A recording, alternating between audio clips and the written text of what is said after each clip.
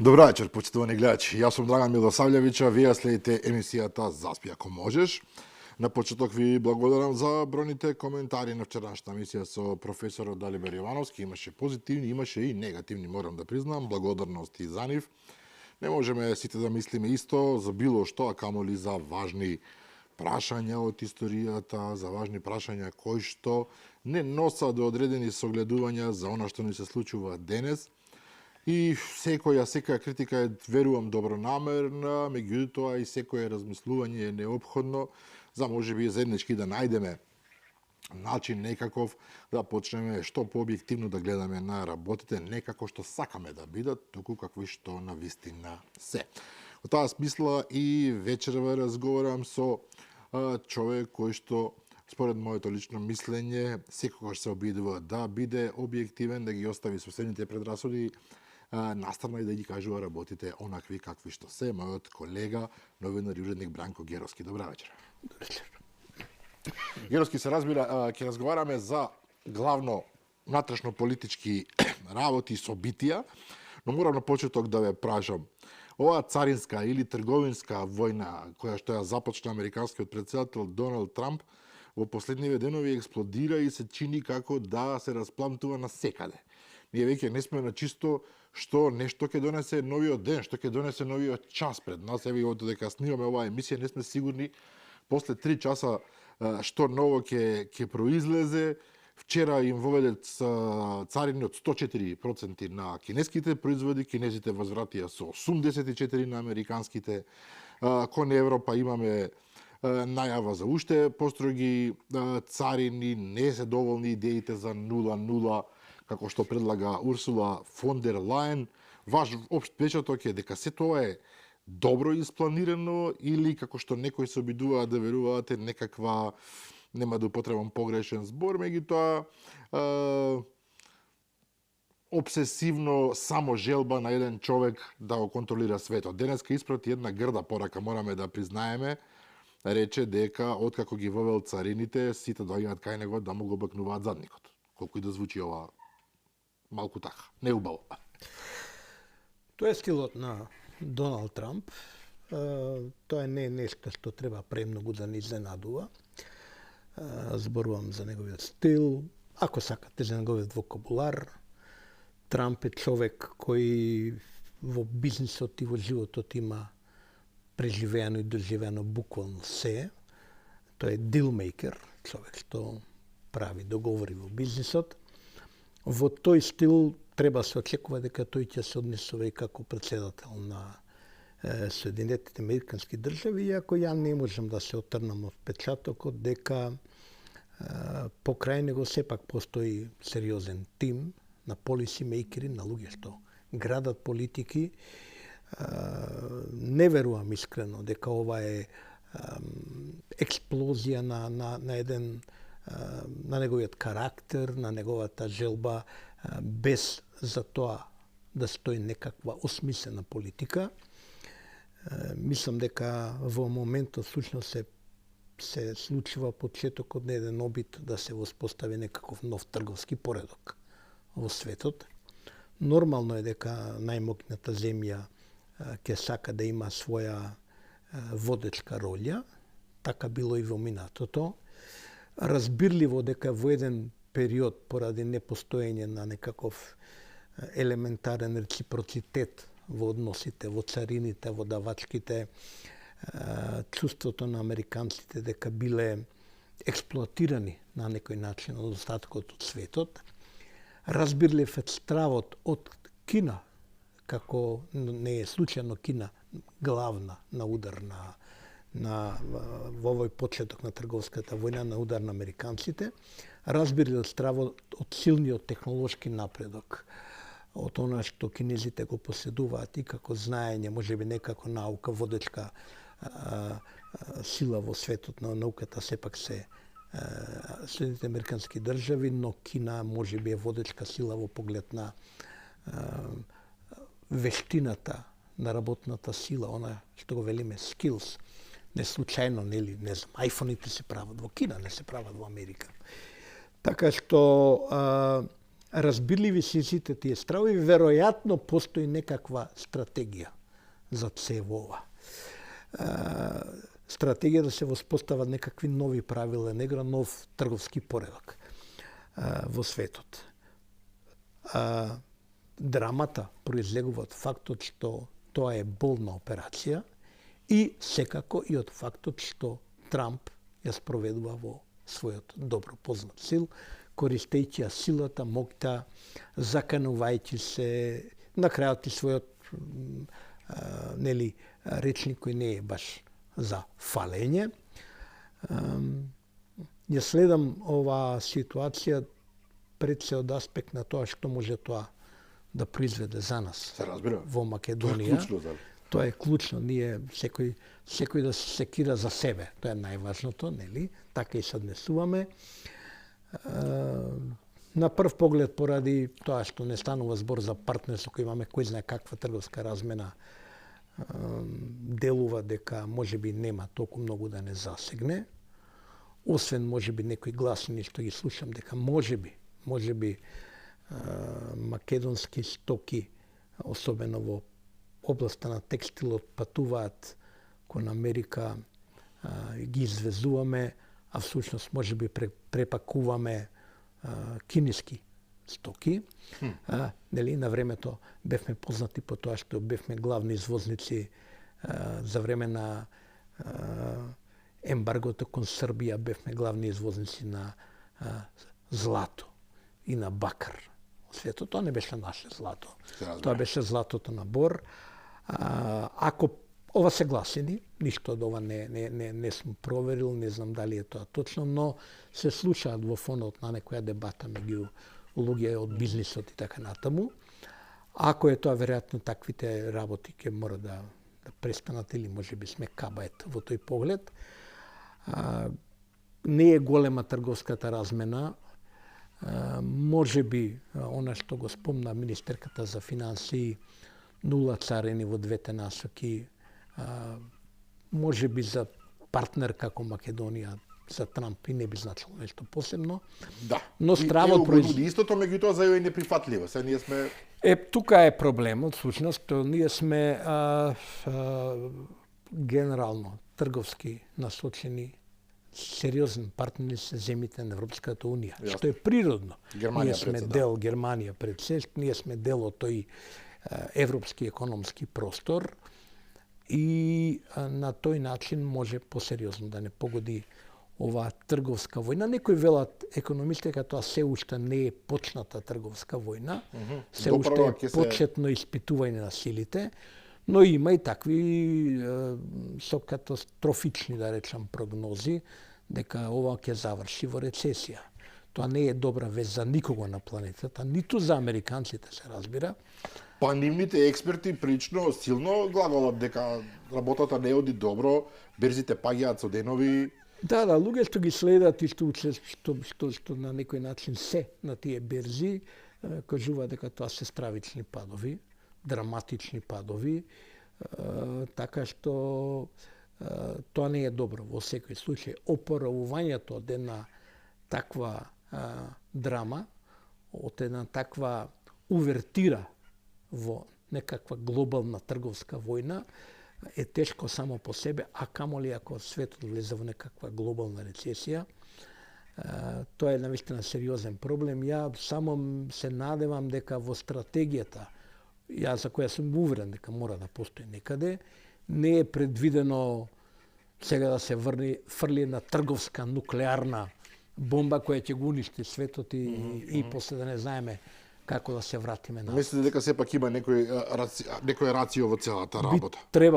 Би требало да има, бидејќи дури ни Трамп, мислам дека човек кој направил, додуше човек кој банкротирал во животот на повеќе пати, а некој направил многу пари, мислам дека не може да се води само по силата на своето его, на својата суета, на својот карактер, на начинот на кој функционира. Сепак и САД не се тоталитарна земја во која што еден човек на вистина решава таму. Драга, не можеме да знаеме на вистина. Ние сме многу големи мислители, економисти, ги читам деновиве нивните коментари и тие не се сосема на чисто што всушност се случува.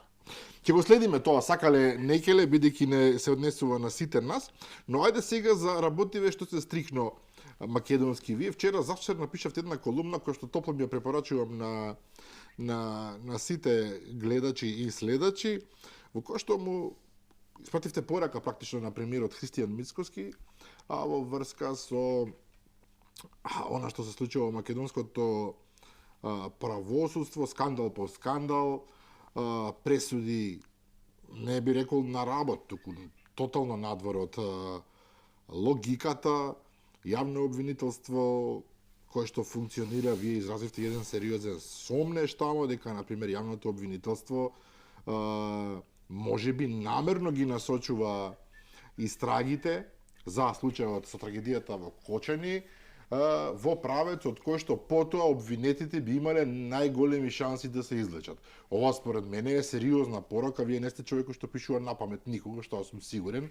Сигурно располагате со одредени информации што точно се случува, меѓутоа пораката која што произлезе од сето тоа како директна порака до премиерот беше дека како што стои во насловот, ако сакате да правите омлет, мора да искршите неколку јајца, односно ќе мора да се пресмета директно со луѓето кои што, како што велите, сега да парафразирам, немаат намера да се променат и сакаат да продолжат да битисуваат во правосудство вакво какво што е сега. Не накарадно, нефер, неправилно, каде што свестно се извртува и вистината и правдата. Ние денови бевме сведоци после онаа трагедија, ужасна трагедија во Кочани, пред тоа после онаа трагедија на улицата Партизанска, кај што загина млада девојка, но тоа беше исто така една многу травматично искуство, не само за нејзините родители, за блиските, за целата нација. Бевме сведоци дека се создаде еден наратив, една приказна кај луѓето, разбирливо сосема, која презегуваат гневот на луѓето поради ова што не се случува, дека ние живееме во некаков систем кој функционира некако надвор од нас, како, не знам, како длабока држава, како скрина држава, како систем несовршен кој функционира по некои своји перформанси и дека сите ние внатре што сме луѓето во системот, околу системот и особено луѓето на кои системот нели им се одмаздува и со вакви скандалозни одлуки, пресуди, постапки и така натаму, дека ние сме сите всушност ние жртви на тој систем и дека тој мора да се смени таков каков што е абстрактно. Јас сум жестоко се спротивставувам на таа теза, бидејќи таа теза е методолошки погрешна. И цело време се обидувам да укажам дека тоа така не оди и дека тоа така прво не е. Значи не постои нешто што е систем како гола абстракција, нешто што како некоја машина, како некој робот, како некоја вештачка интелигенција осамостоена сама по себе, како некои вонземјани таму, кои прават се во ова да се случи, а сите ние и луѓето што внатре работат, вклучително и суди, обвинители, истражители, полицајци, ние што сме надвор од системот, ако збориме за правосудството, сите ние сме жртви. Не сме сите ние жртви. Многу од луѓето се жртви, некои кои не сме дошле да бидеме следни, нели, како што викаат кој е следен, се уште не сме жртви, но страхуваме, но има и луѓе кои се виновници што е ова вака. Знаете, не може да се системот значи една конструкција од закони, прописи, правила на игра, институции кои треба да функционираат, а во институциите има многу конкретни луѓе. Може би не е идеален, не е идеален законот, не се идеално поставени институциите, но и при такви институции, при такви правила на игра, ние мораме да функционираме. Правдата мора да се раздава, да се испорачува, а тоа не се случува. Еве да го земеме последниот пример, тоа ме потикна всушност да ја напишам оваа колумна, бидејќи многу разговараме со некои луѓе на оваа тема, што да се прави, како да се прави. Ја не е дека сум тој што нешто решава, но сакам да мислам на таа тема, што навистина треба да се направи. И сега, последната одлука, на судска одлука на судија кој има некаков спорен бекграунд, спорна диплома и така натаму. И последната одлука е во рамките на некаков закон за онаа собрекајка во Тетово, кај што загинува една млада за Теодора, ако не се лажам, пред 3 години. И сега, да се разбереме, постои закон. Законот пропишал казна од до. Ова некаде повеќе кон дното на казната, а не кон врвот на казната. Меѓутоа, не може да кажеме ние да пресудуваме. Не може никој да донесе, ниту еден суд, казна затворска која е повеќе од горната граница, од горниот лимит. Така функционира законот. Прашањето е зошто, ако постојат вакви околности, ако постоеле околности и во кај судијата кои фрлаат сомнеш на начинот на кој он одлучувал, зошто е донесена ваква одлука, а не веројатно поостра казна. Јас сум, секога сум зборувал и овде во ова студио, сум приврзаник на либерална казнена политика, на блага казнена политика. Меѓутоа, таа е во законот определена. Тој распон на казните за конкретното кривично дело, за кое се пресудувало во овој случај, е според мене благ распон. Од 1 до 5 години, така беше, да? Да, блага казнена политика. И сега, прашањето е дека во тој распон, зошто не се отишло на максималната казна? Зошто обвинителите не барале повеќе? Зошто, гледате, од целото постапување на луѓето во системот, се гледа дека постоела намера на некој начин да се дојде до што помала, поблиска казна, 2 години. Најпрв добил 3,5, па се жалел, па обвинителството немало проблем со жалба. Сега види, јас сум служил 1 година затвор, затвор ЈНА, тука е негде. Тоа ти е горе-долу Исто. Убаво сум поминал во една, не можам да се пожелам, но тоа е една изгубена година од животот, реално била изгубена во на време на мои 18 години и сега доде тука за добро владење, лево, десно, тоа како да сум прележал казна за исто вакво кривично дело. Отплика тоа е тоа. Тоа е тоа. Добро, во полоши услови би било сега тоа и така натаму, но во поглед на казната, смислата на казната, сум го зборувал, тоа е да го лиши злосторникот од оние добра што му значат, што му се важни и тие да бидат доволно sufficient или доволно важни тие добра за он да свати дека сторил големо кривично дело и да му се даде шанса да се рехабилитира. Со вакво казнување. Тоа го имаме исто во случајот на човекот што ја згази девојката кај Силбо на Партизанска. 11 прекршочни казни предходно забошотени, прогледани низ прсти и така натаму, предходно едно сомнително судење за дрога, дилење дрога и така натаму. И сега, зашто е системот крив? Системот како систем поставен во целата работа. Не ми е системот крив. Конкретни лица. Имаме овдека конкретни луѓе, конкретни суди кои суделе, конкретни обвинители кои постапувале. Мора се одговорноста мора да има име и презиме. И затоа, бидејќи ние често не сакаме да има име и презиме одговорност. Да се разбереме, делот при казната, системот е крив, делот наративот е смислен со една валкана идеја во позадината. Да не се дојде всушност да се каже кој е крив. Тамо некој системот. Некој си. Кај да го најдеме системот, да го казниме, ќе го смениме системот. Ќе динстаме владата како а луѓето ќе останат истите. А луѓето ќе останат истите. Тоа сакам да го кажам со мојата колумна. Ништо нема да се смени. Ништо нема да се смени ако не дојде до промена на клучните позиции во правосудството, бидејќи тоа е поставено во еден значен дел хиерархиски. Зашто велам клучните позиции?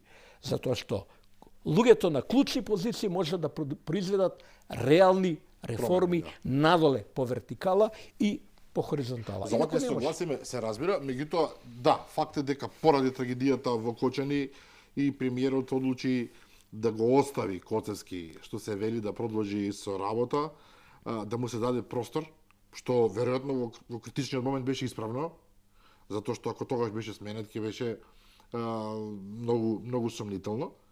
Исто така судскиот совет не се брза сега повторно нешто да се трне, барем оние членови кои што може нешто да се направи со нив.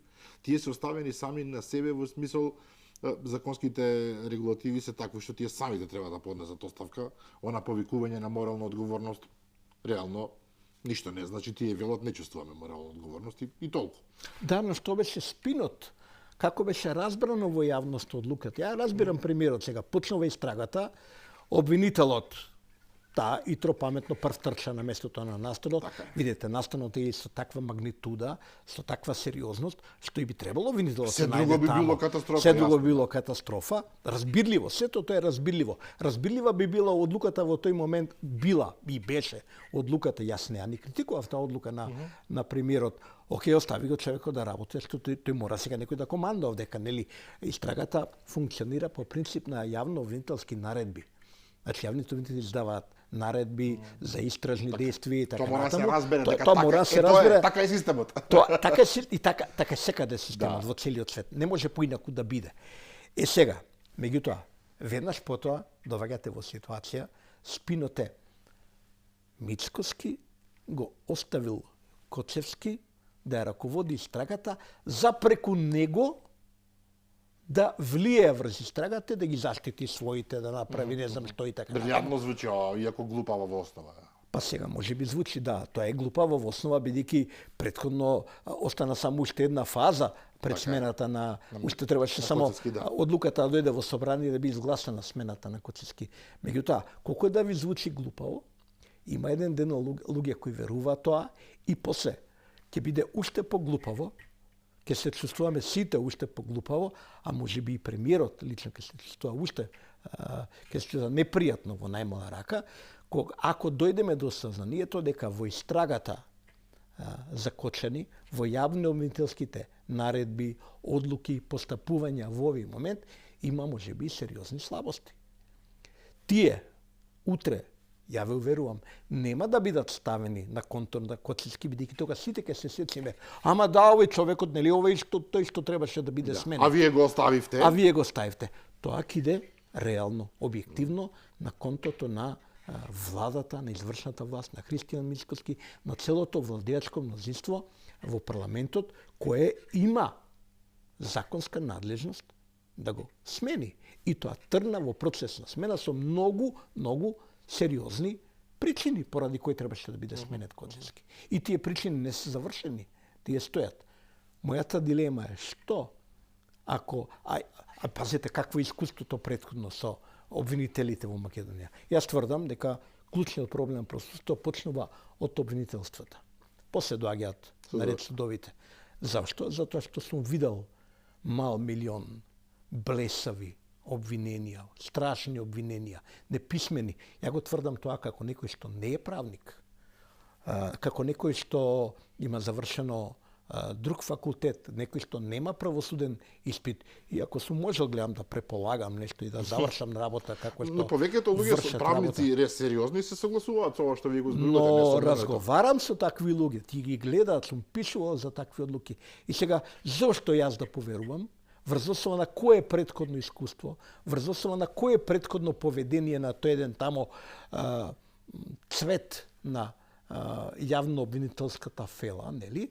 Врз основа кое обвинение, кои се тие значени пресуди, позитивни, постапување по ПС, што велат по правилна служба, па јас сега да верувам дека во овој случај се постапува баш така како што треба. Се извинувам, не верувам, ги истражувам овие наводи, што ми се укажани дека таму има можеби погрешни квалификации. И видете, ако работата накриво се насади од самиот Така ќе почеток. си биде, да. Одите на суд и после на суд, може би под притисок на јавност ќе се донесе и најстроги пресуди така натаму. Меѓутоа ќе останеме со чувството дека не беше завршена оваа работа како Па што потоа има треба. и жалби, па чуда, па врагови и да излезе ситуацијата потполно во нелогична природа. Меѓутоа, знаете, ако ќе кажете вие, од една страна размислувам во врска со вашите сомнежи. Може да бидат причина недугавости, условно кажемо, неспособност природна, а од друга страна, напротив, многу лукративно сето тоа да се одработи. Може би да е така, може да биде и лукративно, Но секако е штета. А најбенигната варијанта е да моите сомнежи и сомнежите на луѓето со кои разговарам едноставно се неосновани. Дај Боже. И да речат утре, даров, Геровски ке Драган, лупнал некоја глупост таму и така Никому ништо си натаму, пројде никому возот. Ке ништо, живееме пројде срекни со возот, тоа, јас и ке вие. живееме срекни, јас и вие со тоа. Но што ако не се случи тоа? Бидејќи во минатото, за многу работи кои мислевме дека се недугавости и така натаму, испадна многу сериозни проблеми во судски процеси, многу судски процеси, високопрофилни ги велевме, нели?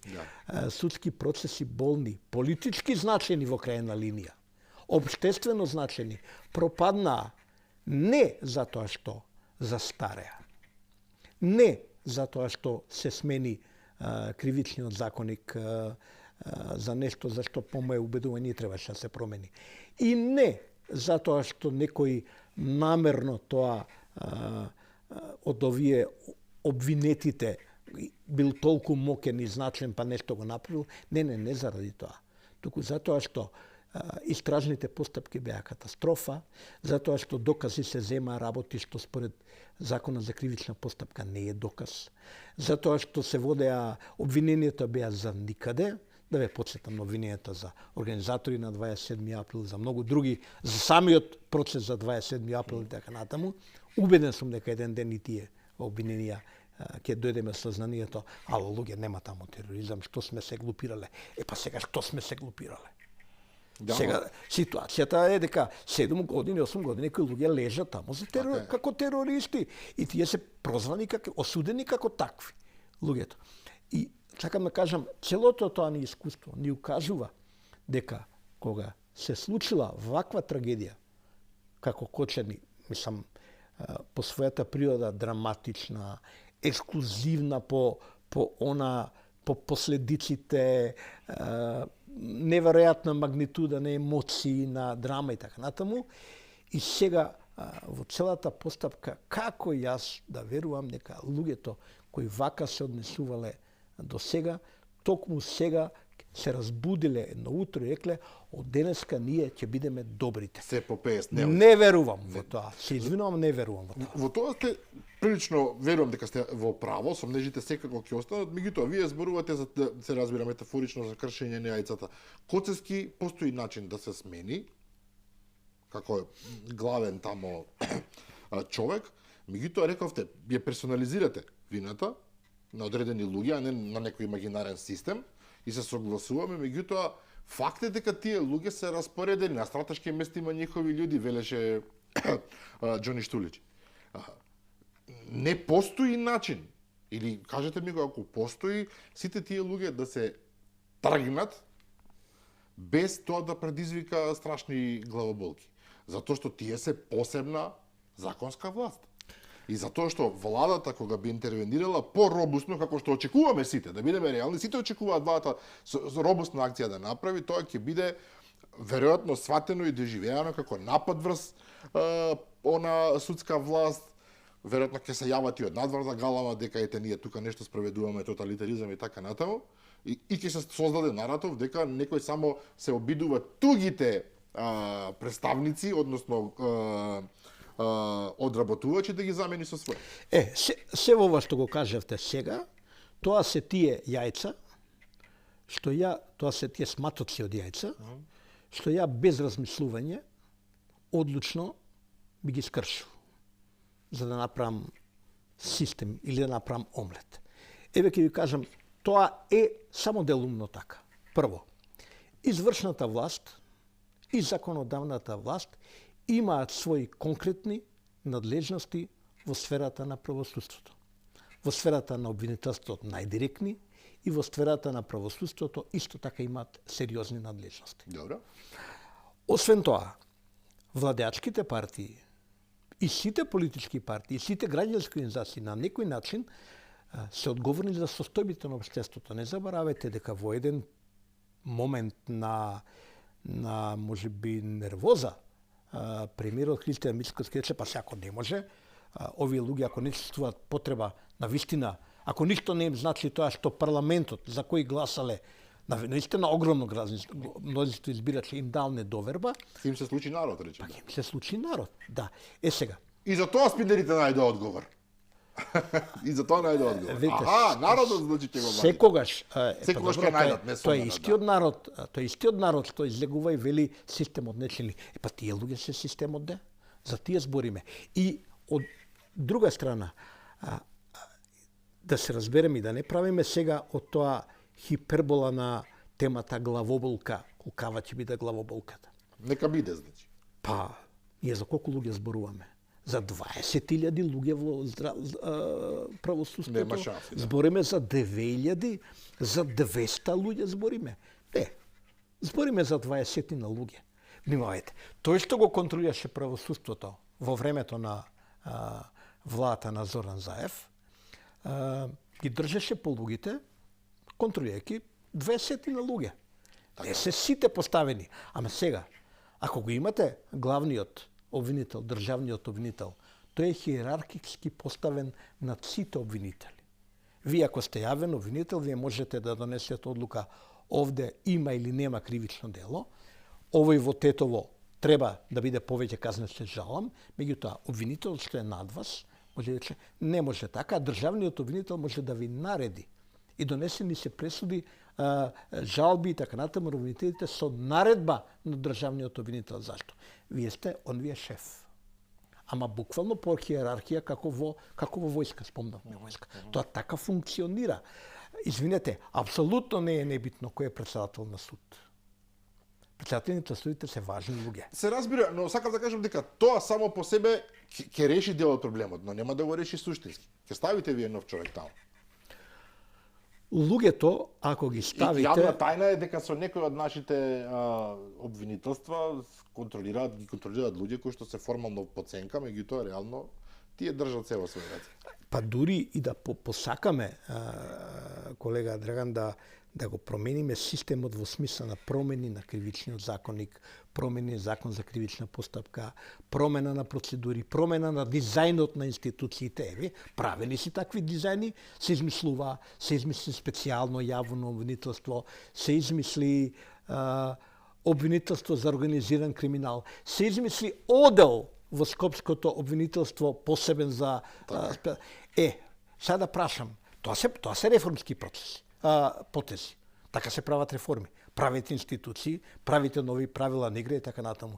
Сега, зошто се измисли специјалното јавно обвинителство? Зошто се измисли ова посебно имајќи обвинителство за гонење на организиран криминал, измислувате уште еден посебен оддел во обвинителството во Скопското обвинителство. Зошто го правите тоа? Кој го прави тоа? И тоа го прават, Драган, конкретни луѓе. Така е. Се прават со конкретни намери, се прават со конкретни... Луѓето се гледаат во тие институции. И не само што се гледаат, па ние гледаме кои се поставени луѓе таму и како тоа функционира. И како таму се распределуваат предмети. Па не сме толку глупави сега да се разбереме. Дури ни јавноста, ни општата, а особено стручната јавност, знае тоа како функционира. Се знае. Зошто не успеа специјалното јавно обвинителство? Зошто не успеа? Затоа што се впушти во рекет. И затоа што делеше незаконски бонуси, затоа што луѓето се впуштија во незаконски действија. Затоа што таа Франкенштейн институција самите тие направија, самите ја дизајнира, самите направија институција која ќе се однесува незаконски. Од стартот е така поставена работата. Луѓе го прават системот. Така што, вие ако навистина сакате промени во системот, вие ќе поставите луѓе, ќе седнете, ќе разговарате. Ја со некои луѓе така сум разговарал, како вие сега не сакаат да си одат, како вие се несменливи. да сум во позиција, да сум во моќ, можеби фантазирам. Можеби тоа не е така.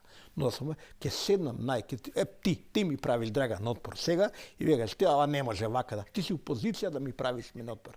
Ќе те седнам Драган, ќе речам чекај бе Драган. Ти имаш деца, ја имам деца. Ние живееме во овој систем, нашите внуци ќе живеат овој систем. Ти сакаш да живееме нормално или јас сега да земам да те тепам, или да се колеме, или да се бесиме, или да те плувам, или ќе направам се што треба. Ќе те натерам тоа да го направиш, зашто ќе те сметам за нормален човек кој сака да направи нешто добро. А ако не го направиш тоа, извини, ја ќе знам дека ти си бе душман. Ти си душман на оваа држава. И тогаш правилата едноставно се менуваат по природата на нештото. Па нека те видам тогаш ако е така. И тогаш имаме 20 проблем. Ја имам проблем, ама и ти имаш проблем. За ова согласувам и оваа порака веројатно е добронамерна, се разбира до премиерот, меѓутоа очигледно ќе мора да се действува брзо. Дел од проблемот секако е корупцијата за која што зборуваме, ако ќе го кажам зборот корупција, така само од себе се чувствувам неубаво, затоа што го повторуваме секој божи ден. Корупција е корупција е корупција. Мислам дека мали деца од 10 години и од 8 години ќе ви кажат корупцијата е главен проблем во земјата. Секој ден излегуваат нови докази колку сме заглавени. Директор на геријатрија барал 100.000 евра за да прими некоја господја постара или не е важно во ова како се вика. И кој систем е крив сега за тоа? Конкретното име и презиме, тој и тој. Рекол 20.000 всушност барал 100.000. Тоа се неверојатни ситуации. Значи да му кажеш на некому, мене да си ми кажува вчера дека некој за кревет на геријатрија ќе бара 100.000 евра. Ќе бара 100.000 евра. Ама после се согласил на 20, деме кај доста е. Доволно. 20 е многу, 20 е ненормално многу, со 20, не знам, тоа се ненормални работи. Нема систем каков сакаш направи го, дизајнира го. Ама секој ден да влегува на работа тој директор и пред да влезе на своето работно место, да мора да помине на детектор на лаги. Да речем да измислиме таков систем. Не постои во светов, ја не верувам дека постои вакво нешто, ама еве да измислиме, значи ова е идеален систем. Овој нема одма го фаќа жив. Дали вчера украде нешто и ќе те фаќа на детектор на лага. Не, ти, да. Дури да измислиме на лага, ќе прегори тој детектор. Точно. Нема да го разбере. Ова е неразбирлива ситуација. Нема систем, сакам да кажам, што може да го спречи тоа. Освен, човече, имаме конкретен лик, што тоа го прави. И мора радикално. Нема оправдување за тоа. Полицајците? И ние, тој човек, уште ова сакам да кажам, нема да го бесиме. Нема да го колеме. Нема да го изнесеме на линчот на улицата. Добро, нема да му врзуваме лисице на рацете. Ако се процесира, ќе се процесира од кога? Сега гледаме дека краткотрајни притвори.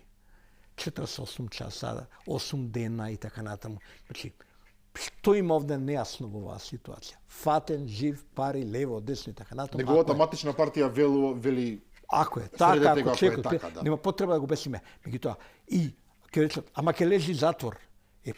Сега да го направиме и затворот да биде за луѓе, ама што треба да прави некој што побарал 20 ако побарал за кревет. За кревет во ова мито 20 за било што, па 2 да побарал, 2 евра да побарал е проблем, а не 20.000 евра. Но гледајте, денеска излегува Александар Пандов и вели повеќе од половина полицајци се корумпирани во затворите. Повеќе од половина. Днес дали го видовте примерот?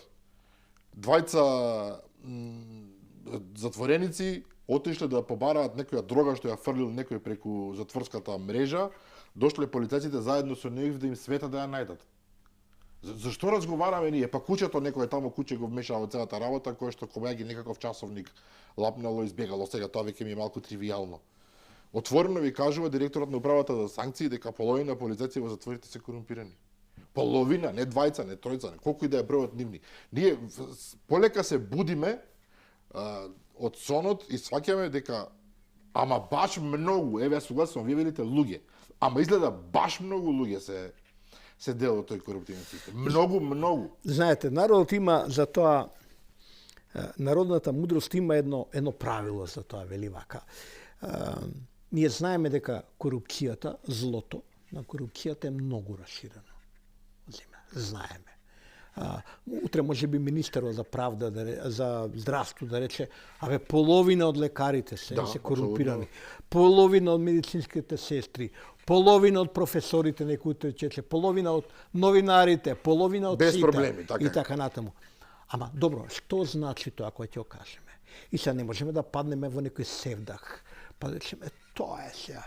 Што ќе правиме? Ќе тажиме. И велам, народот за тоа има една мудрост. А мудроста вели вака: кој конј се фати, тој ќе врши. Така. Тоа што ќе го фати, ако имаме да речеме, не знам колкава е бројката на затворски полицајци, да речеме. Не знам. 1000, еве да лупнеме некоја бројка, и ако 500.000 се ова, веројатно не можеме сите 500 да ги фатиме, или ова. Ама да фатиме 20-30 е окей. Ќе фатиме 5, ќе фатиме 20-30. Не може, ја го разбирам што сака да каже Пандов, ама друже, ти си таму да командаш. Ти си само шеф на тој во наводници бордел. И сега ако тој бордел не функционира, извини, правилото се знае, не се менјат чаршафите. Не се менја, друго нешто се менја, кој не функционира. А ти си шеф, ти си пимпот на тие сега. Малку стварно претеруваме се извинувам што одам, ама ти си одговорен за таа ситуација таму. Мора да постои начин. Луѓето низ постоечкиот систем да изнесат одговорноста. Па извините, луѓето биле, затворските полицајци биле лошо платени во сите овие 30 години и веројатно уште 30 години пред тоа. Да. И лоша опрема имаат. Има лош. Затворите биле вакви, гледаме по филмот оној, како се викаше, тетовирање, нели филмот, еден добар филм. Неспорно филм. Гледаме како било претходно. Тоа е рефлексија на некоја реална ситуација. Сме слушале, јас како млад новинар сум модел, паметам како било Идрисово, има луѓе лежеле во карцери, во келија, значи никогаш таму не било сјајно. Па пак се труделе некои луѓе да најдат правда, да процесуираат, да фатат некој корумпиран нешто, бидејќи тоа е смислата и на правораздавањето, на фаќање, нели го велиме генерална превенција. Што значи тоа? Значи, фаќаш човек, истражуваш, го обвинуваш, праведно го казнуваш, го носиш во затвор и зашто служи целата таа приказна што се истрала, меѓу другото, и да испратиш порака до останатите дека ако правите ова е казниво дело. Значи превенција, го превенираш понатаму криминалот. Ако може да се фаќаат лекари, а имавме случаи со 200 евра лекари вакви такви, зашто бе да не може да се фати затворски полицајец? Што се они таму некоја специјална каста? Така што не можеме да паѓаме во тој тип на очај. За жал сме склони кон тоа, готово, ние сме тие, тоа јас гледам, јас сум одамна на Facebook, да речеме на социјалната мрежа, гледам тоа таму како функционира, страшни моралисти сме. Неверојатно, одма паѓаме, а нешто се случи дно дна. Сите црни лани из Македонија. Се дно дна. И сега, исходот, што сакаме да кажеме, не бива ништо. Не бива ништо. Од ова не бива држава. Па што ако од ова не бива држава? Па да се пријаеме некој да не окупира, да не земе. Никој го нема тој одговор. Да, освен нема држава овде. Општеството, општествените фактори, а секој граѓанин е фактор на свој начин, имаат прво обврска. Ако се граѓани воопшто, ако не сме ние предполитичко, ако не сме општество кое реагира на примални инстинкти, на оние најбезвезни инстинкти, ако сме нормално организирано општество, минимум, луѓето имаат обврска да партиципираат во системот, да влезат во системот и да истераат некоја правда. За да почнат самите да веруваат во него. Така се согласувам. Уште една тема која што сакам да ја заподелам со вас, спомнав пред некој ден, лидерот на СДСМ Венко Филипче, старо новиот лидер, имаше тешка задача да победи на изборите, затоа што се победи сам себе, односно немаше втор кандидат. Она што дали го видува, не знам, дел од гледачите, се покажа дека меѓувреме се намалува сериозниот број на сериозно бројот на членовите кои што се појавиле тамо на гласање, само 18.000 беа, но не би навлегувал толку во тој дел. Опште впечатокот дека СДСМ, која до неодамна беше власт во оваа држава, е во некоја криза од која што апсолутно не гледаме простор дека ќе излезе во скора иднина, и она што мене уште повеќе ми е интересно, дека имам чувство дека таму се случува некоја внатре-партиска борба, веројатно на повеќе фракции, меѓутоа една, ако можам, ова е моја некоја логична претпоставка, ми делува баш индикативно меѓу лидерот Филипче и луѓето кои што ја прифаќаат неговата логика за нештата и оние кои што се условно кажано поврзани со невладиниот сектор, кои што по вокација речиси се многу поагресивни во пристапот кон работите. Филипче за сега се држи воздржано. Да, барем во овој период на криза, ова после трагедијата во Кочани, ја добив еден впечат и го споделив јавно тој впечат, дека во тие околности, ако ништо друго, барем СДСМ се обиде, тогаш уште не беше избран и не беше победник на изборите, нели? Добро. Се обиде да биде конструктивен во смислото, ајде да оставиме да институциите да работат, да не правиме сериозно попречување на постапката, на истражната постапка. И тоа беше кој е клучно, тоа беше за поздравување во секој случај. Што е проблемот на СДСМ? Ја навистина не толку колку што ги знам луѓето, почнувам се помалку да ги знам луѓето внатре. Еднаку партија која подобро знаме дефинитивно СДСМ, овие луѓе во ВМРО, по случајност не ги знам 10 души, ма би требало СДСМ многу повеќе. Интересна формулација употребивте, се помалку ги знам. При тоа не мислите на некои нови луѓе, туку мислите на луѓето кои што ги знаете од претходно, сега помалку ги знаете. Помалку ги разбирате. И тие помалку ги разбирам, новиве ич не ги, да речам на некој начин, скоро да не ги познавам луѓето. И ја не гледам некоја сериозна поделба таму внатре или сериозна битка. Дури бев спремен во една изјава за телевизија Алфа, бев прашан што мислам за ова еден кандидат. Тоа е лошо, сакам да прокоментирам нешто на таа тема и кажав тоа е лошо, но сепак побитно е на крајот. Добро, знаеме дека ќе биде Филипче, нели? За кој да биде друг? Така, октроиран човекот и така натаму, знаеме кој тоа се уште го финансира, плаќа и така натаму, и што не е ни страшно, некој на крајот на кристата мора да стои за сето тоа. Ајде да ги видиме потезите. Ајде да видиме дали партијата може да произведе некои други политики, поинакви политики, од нешто да живеа пораз.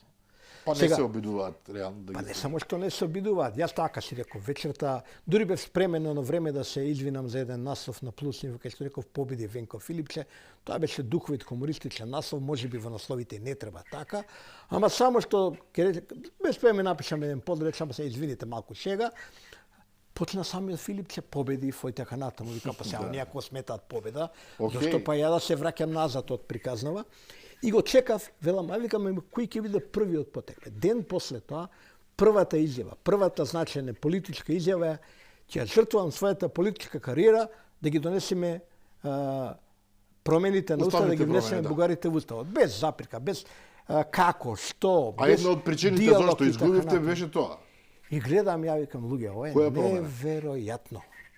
Ова е просто неверојатно. Ја не можам да поверувам дека првата изјава на новиот лидер, најзначајната, важна е, значи го гледаме. Јас сум еден од оние луѓе што мисли, сериозно мисли, искрено мисли, дека ни треба силен СДСМ, во секој случај посилен од ова што е сега, бидејќи ако немаме ние силна опозиција како коректив на власта, и тоа опозиција во партија со традиција, значи партија како коректив, тогаш и партија спремна, желна да дојде пак на власт. Тогаш ништо не правиме, имаме проблем во демократијата. ВМРО ќе почувствува дека нема никој. Знаете, во нашето соседство, во Србија, во Хрватска, кај што вака ја следам повнимателно политичката ситуација, распоредот на силите и така натаму, дури знам некои тие политичари кои се што се како дишат, има еден феномен, таа делумно го има и ке нас. Некои луѓе и некои партии дури извонредно добро и пријатно се чувствуваат кога се во опозиција. Значи тоа е, да речеме, ХНС тука можеме и во Македонија да најдеме таква. Можеме да. Тоа е во Хрватска ХНС. Зашто? Нели? Затоа што видите кога сте во позиција, вие знаете сега, доволно сте слаб и болен да онака не можете баш да оздравите брзо и не можете брзо закнете да освоите власта и тога се привикнувате на ситуација, добро, ја ќе бидам во опозиција. Опозицијата знае да биде и комотна. Значи, нула одговорност. Ќе имате можеби 15 пратеници. Критика. Можеби 20 во најдобар случај, нема стасете може тоа. Не е лошо, тоа се 20 плати, доаѓаат локални избори, ќе освоите неколку градоначалнички места по советите. Значи имате за една армија од не знам колку, да речеме 2000 луѓе да на некој начин да обслужите. Па кога ќе ги земете нивните семејства тука дека ќе бидат. Значи имате една армија на луѓе, партиски активисти, приврзаници кои се срекни. И со тоа што сте вие во опозиција, ама сепак, добро. Живуркаат, ама кога сте во опозиција имате една многу друга погодност. За ништо не одговарате. Тоа е тоа. Вие можете критикувате, не носите власт, не можете тендер да земете, не можете да заглавите, не можете ни криминалец да бидете. Како што треба, да. Како што треба, имаме такво искуство, дојдеш на власт, одма за тендери се фаќаш, нели? И нешто да ушичариш вама. Тоа во опозиција дури ни тоа не може да го направиш, освен некаде во локалните власти и така натаму. Тоа е една комотна позиција. Луѓето се навикнуваат. Ја се надевам дека тоа нема да му се случи на СДСМ и затоа очекував. Сега, демократскиот капацитет е важна работа како ќе дојде лидер избран. Мене ме потсети еден пријател ми се јави дента кога се бираше Филипче, ме потсети, ми се побуни, вели, ова не е избор, затоа што има само еден кандидат. И според него мислење, прашањето требало да биде дали сте Венко Филип, значи референдумско да биде прашање. Дали сте Венко Филипче да биде председател или да не? Или да не биде. Векам, друже, тито него сме го избирале така.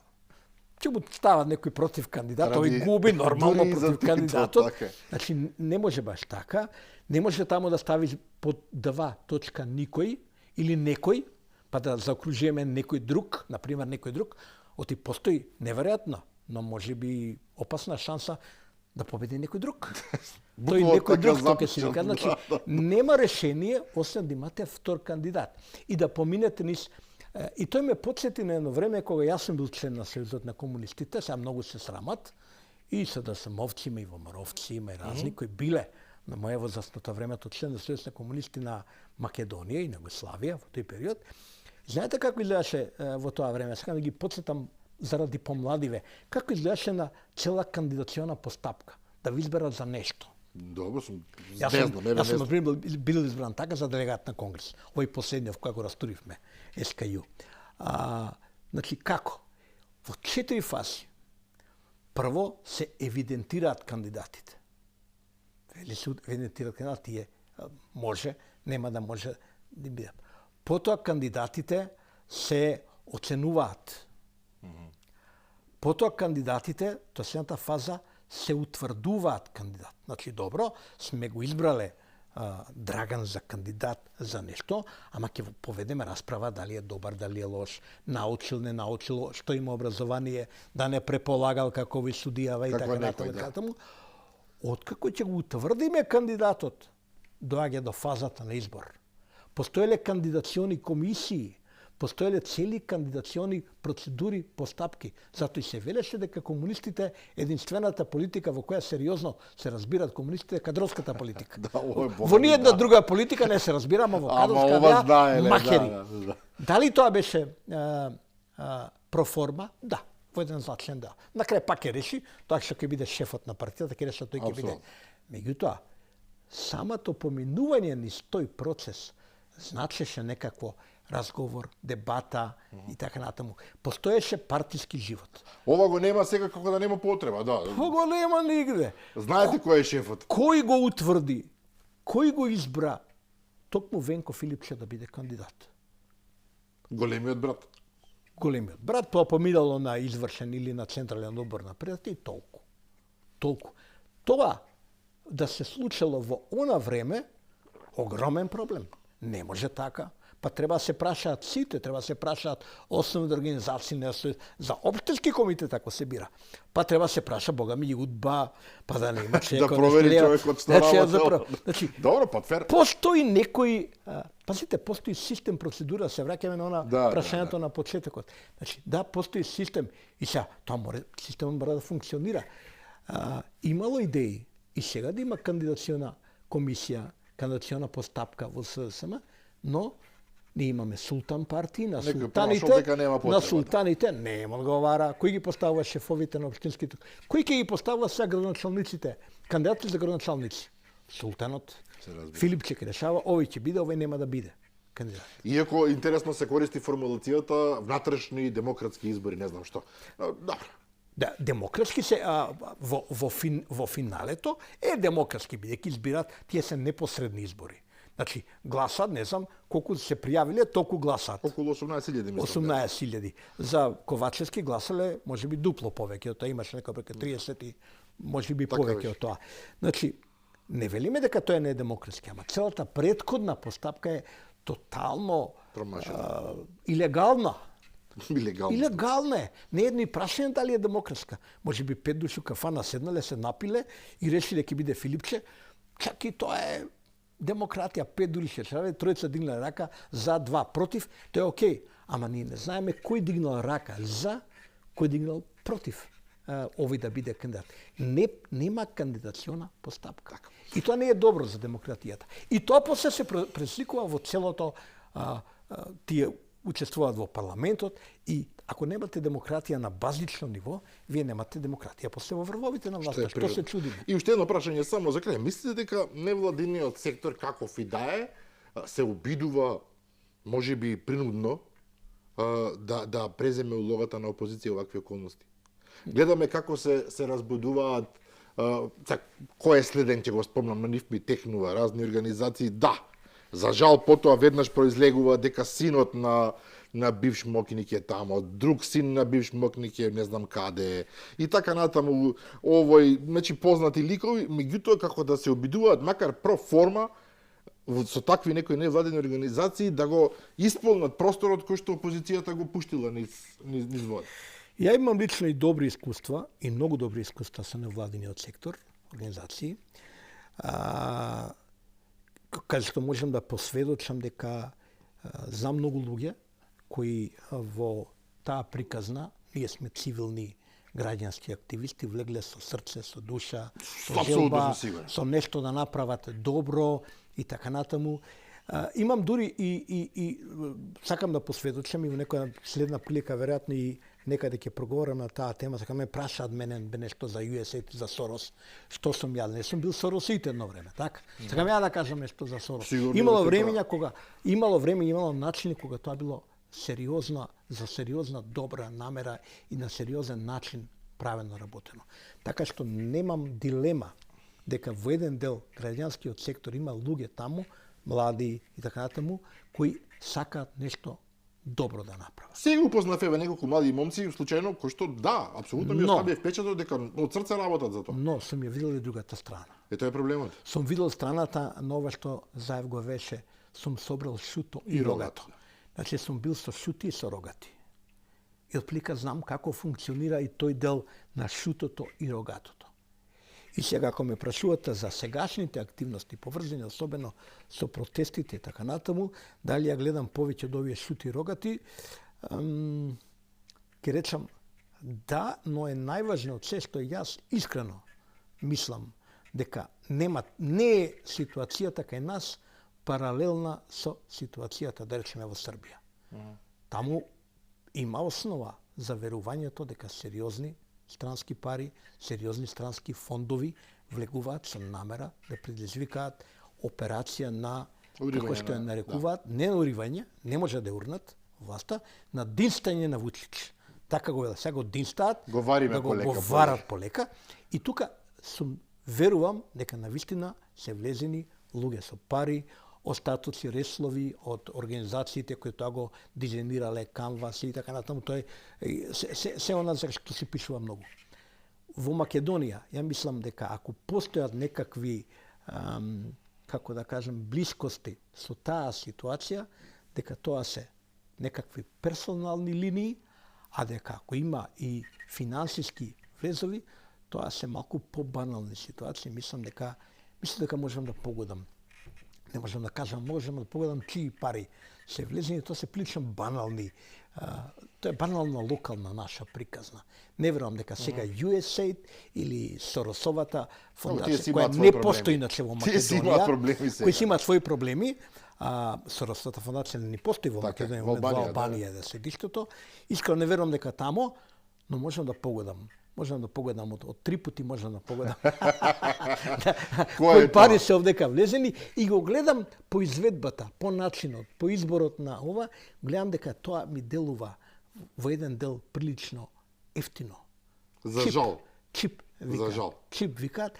И така можеби се руши и приказната, бидејќи ако немаш добра приказна, немој да почнуваш нешто. Нема да почнуваш, бидејќи таа енергија, кај еден дел од луѓето што протестира, млади луѓе, повозрасни луѓе, што беа разочарани, гневни, таа енергија е автентична. И овој ми упропастува, желби за промени. Ти ако влезеш во таа енергија и утре се бламираш или излегуваш, те фаќаат на некои најдолни штосови и ти се компромитираш на некој начин. Се компрометираш себе, ама ги компрометираш и другите. И ја компрометираш идејата. Ја компрометираш енергијата, тоа не е добро. Не, затоа што таа енергија, по мене, треба да се насочи именно во поддршка нова за што зборував на почеток. Дајте да го реформираме. Системот има многу слабости. Дајте да ги мотивираме полисимейкерите, тие што одлучуваат да го направат она што тебе. Бидејќи она шарена револуција што често спомнува, не заврши со доаѓање на шарените револуционери на власт. Барем некој мигрира од шарена револуција, од граѓански активисти, утре станаа политичари. Меѓутоа, дојде со доаѓање на друга опозицијска структура на власт. Со идеја, со полн тефтер на идеи, ќе правиме ова, нема правда, нема мир, ќе има ова. Ништо од тоа не бидна. И искуството нас ни покажува дека е. Ето беше компрометација на големи идеи. Тие идеи нема да сгаснат, ама кога ти компрометираш во момент, ќе се потиснат, ќе клапнат, кој сака да ги искористиш позитивно за промени во општеството. Е битно кој е на власт. Нема да ги имаш луѓето за себе, бидејќи тие ќе речат, нели, Македонија не ја бива. Најдобро да си селим од државата. Председателот рече, да не бев, ќе си селев од државата. Катастрофа од невидени размери. Геровски, ви благодарам за гостувањето вечер. Благодарам на поканата. Почитувани гледачи, тоа беше се за вечерва, се за оваа работна недела, која што завршивме со колегата новинар и уредник Бранко Геровски. Утре во 15 часот сепак е репризното издание. А јас ви закажувам нова седба со мене и со нови гости во понеделник во 22:30. До тогаш пријатно.